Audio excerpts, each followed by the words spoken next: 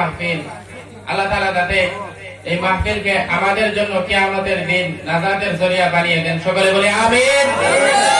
আরো জোরে বলেন আমিন। আল্লাহ তাআলা যাতে কবুল করে নেন আমাদের সবাইকে। আমার বাবাজিরা, আমার বন্ধুগণ, আল্লাহ তাআলা কোরআনে কারীমের ভিতরে বলেন, ইন্না আ'তাইনাকাল কাউসার ফাসাল্লি লিরাব্বিকা ওয়ানহার ইন্না শানিয়াকা হুয়াল আবতার। আমার বাবাজিরা, আমার বন্ধুগণ, কোরআনের মাহফিল অনেক দামি বড় মাহফিল হয়ে থাকে।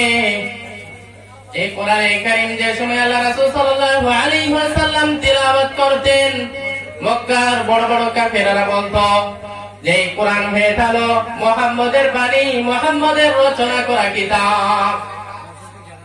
একদিন এক যুবক এই কোরআনে কারীমের সূরা কাউসারের প্রথম দুই অংশ কাবা ঘরের গায়ের মধ্যে লাগিয়ে দিয়ে বলা হয়েছে যে তোমরা আরব জাহানের মধ্যে যত বড় বড় কবি রয়েছে, সাহিত্যিক রয়েছে, যদি তোমরা পারো এই সূরা কাউসারের 3 নম্বর আয়াত হিসাবে লাগিয়ে দিও। সে সময় যত বড় বড় কবি ছিল আরব জাহানের মধ্যে, বড় বড় কবি ছিল, তারা আরবের মধ্যে কবি লিখে তারা রচনা করত। বহুত বড় বড় কবি ছিল সেই জামানার মধ্যে। সব কবির মাথার ঘাম পায়ের মধ্যে পড়ে গেল, একটাও 3 নম্বর আয়াত হিসাবে লাগাতে পারে না।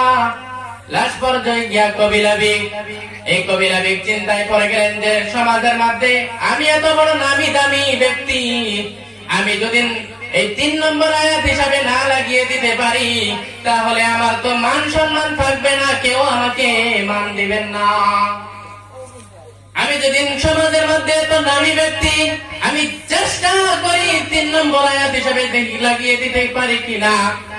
কবি 3 নম্বর আয়াত হিসাবে যে লাগিয়ে দিয়েছিল কবি লাবিক, তিনি লিখেছেন 3 নম্বর আয়াত হিসাবে, লাইসা হাযা মিন কালামিল বাশার, এটি কোন মানুষের কিতাব হতে পারে না, এটি আমার আল্লাহ তাআলার কিতাব।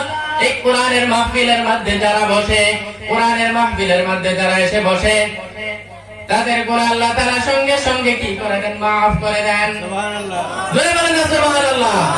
আরো জোরে বলেন হাই হাই সুবহানাল্লাহ। বলতে ভয় ভাই, আমার ভাইয়েরা, এই জবান দিয়েছে কে? আল্লাহ। কিছুদিন আগে এক যুবককে দেখলাম, এত সুন্দর যুবক, চেহারা দেখলে মনে হয় এত সুন্দর, কিন্তু কথা বলতে পারে না। আল্লাহ তাআলার কতটুকু নিয়ামত এই জবান। এই জবান দিয়েছে কিসের জন্য? আল্লাহ তাআলার গুণগান করার জন্য। আর আমরা এই জবান দিয়ে কি করি? গুণগান করি না। আমার ভাইয়েরা, আমার বন্ধুগণ, যে মানুষকে আল্লাহ তাআলা বানিয়েছেন কিসের জন্য? ইবাদতের জন্য। কিসের জন্য বানিয়েছেন? ইবাদতের জন্য। এই কোরআনের মাহফিল দেখতে ছোট মাহফিল মনে হয়, কিন্তু আল্লাহ তাআলার কাছে অনেক বড় মাহফিল।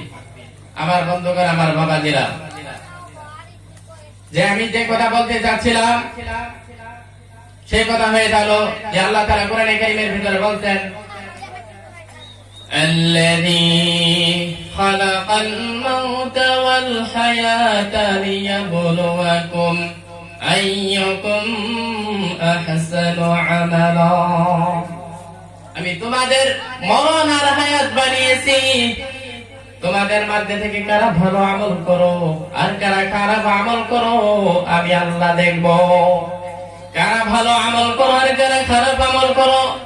আল্লাহ তাআলা এখানে আহসানু আমালা না বলে আকসারু আমালা বলতে পারতেন, এখানে আকসারু আমালা বলা হয় নাই। এখানে আল্লাহ তাআলা বলেছেন আহসানু আমালা, কারা ভালো আমল করো আর কারা খারাপ আমল করো। আল্লাহ এখানে বলেন নাই কারা বেশি আমল করো আর কারা কম আমল করো। আল্লাহ তাআলা ভালো আমল দেখবেন, বেশি আমল দেখবেন না। ইখলাসের সহিত যদি একটা ভালো আমল করে যেতে পারো, এই আমলটাই কিয়ামতের দিন তোমার জন্য নাজাতের জরিয়া হয়ে যাবে। এক আল্লাহর বান্দি, ক্ষুধা পেটের মধ্যে খানা নাই, কোথা থেকে জানি একটা রুটি চলে এসেছে, ওই রুটিটা হাতের মধ্যে নিয়েছে খাওয়ার জন্য, ক্ষুধা নিবারণের জন্য হাতের মধ্যে নিয়েছেন। বান্দি তাকিয়ে দেখেন একটা ক্ষুধার্ত কুকুর জিহ্বা বের করে কান্না করতেছেন। আল্লাহর বান্দি চিন্তায় পড়ে গেলেন যে আমি রুটি খেলে তো আমার পেট ভরে যাবে না, আমি রুটি খাবো না, আমি এই ক্ষুধার্ত কুকুরটাকে দিয়ে দেই। আল্লাহর বান্দি নিয়তটা সহি করে ওই কুকুরকে রুটিটা দিয়ে দিলেন। দেওয়ার সঙ্গে সঙ্গে গাইবি আওয়াজ, ও বান্দি, আমার একটা মখলুকের সঙ্গে ভালো আচরণ করার কারণে জান্নাত তোমার উপরে ওয়াজিব। জোরে বলে সুবহানাল্লাহ। একটা ভালো আচরণ করার কারণে জান্নাত তোমার জন্য ওয়াজিব। হযরত খাজা বাকি বিল্লাহ রাহমাতুল্লাহ আলাইহি রাতের গভীরে উঠেছেন তাহাজ্জুদ নামাজ পড়ার জন্য। তিনি ওযু টযু করে এসে তাহাজ্জুদ নামাজ পড়লেন। এবার বিছানায় গিয়ে ঘুমাবে, সে সময় বিছানার মধ্যে গিয়ে দেখে একটা আল্লাহ তাআলার কুকুর, বিছানার মধ্যে কি একটা কুকুর ঘুমাচ্ছেন। আল্লাহর ওলি খাজা বাকি বিল্লাহ রাহমাতুল্লাহ আলাইহি চিন্তায় পড়ে গেলেন যে আমি হয়তো দাঁড়িয়ে থাকতে পারবো, কিন্তু কুকুরটার যদি ঘুম নষ্ট হয়ে যায় তাহলে আমার মনে হচ্ছে যে এটা বেয়াদবি হয়ে যাবে। না, কুকুরটাই ঘুমাক বিছানার মধ্যে, এই ভেবে চলে গেলেন। সঙ্গে সঙ্গে গাইবি আওয়াজ, ও খাজা বাকি বিল্লাহ রাহমাতুল্লাহ আলাইহি, এই কুকুরের সঙ্গে ভালো আচরণ করার কারণে আমি তোমাকে মারিফত দিয়ে দিলাম। জোরে বলেন না সুবহানাল্লাহ। আমার ভাইরা, আমার বন্ধুগণ, আমার বাবাজিরা, আল্লাহর ওলি শামসুল হক ফরিদপুর রহমাতুল্লাহ আলাইহি বললেন, ফরিদপুরি রহমাতুল্লাহ আলাইহি বললেন, দুনিয়ার মানুষ পাগল, কেউ টাকার পাগল, কেউ গাড়ির পাগল, কেউ নারীর পাগল, কেউ আসলের পাগল।